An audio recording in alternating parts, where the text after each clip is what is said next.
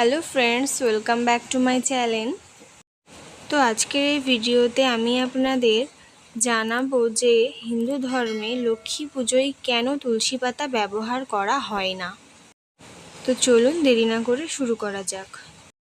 হিন্দু ধর্মে পূজা অর্চনা করার জন্য একটি গুরুত্বপূর্ণ প্রধান উপাদান হলো তুলসী পাতা। তুলসী পাতা ছাড়া সব পুজোই প্রায় অসম্পূর্ণ, কিন্তু এমন কিছু দেবী ও দেবতা রয়েছে যাদের পুজোয় তুলসীর ব্যবহার করা হয় না। যেমন মহাদেব অর্থাৎ শিবের পুজোতে, গণেশের পুজোতে এবং মা লক্ষ্মীর পুজোতে তুলসী পাতার ব্যবহার হয় না। মা লক্ষ্মীর পুজোতে কেন তুলসী পাতা ব্যবহার হয় না সেটাই আজকে বলবো। পুরাণ থেকে আমরা জানতে পারি দুর্বাসা মুনির অভিশাপে স্বর্গ লক্ষ্মী ছাড়া হয়েছিল।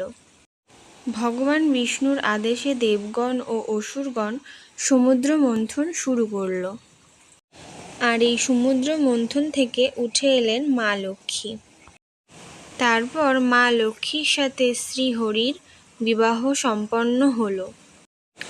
প্রচলিত মত অনুসারে তুলসী যেহেতু নারায়ণ পুজোর প্রধান উপকরণ, তাই মা লক্ষ্মীর পূজায় তুলসীর ব্যবহার হয় না, বরং তুলসীকে মা লক্ষ্মীর সতীন হিসাবে মান্য করা হয়। আবার সাংসারিক জীবনে তুলসী তেমন কোনো মর্যাদা না পেলেও হিন্দু ধর্মশাস্ত্রে গঙ্গাজল ও তুলসী অত্যন্ত পবিত্র।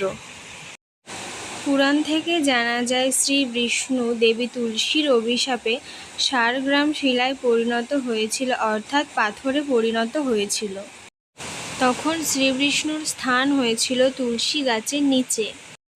স্বামীকে শিলায় রূপান্তরিত হতে দেখে দেবী লক্ষ্মী তুলসীর উপরে প্রচণ্ড ক্ষুব্ধ হয়েছিলেন।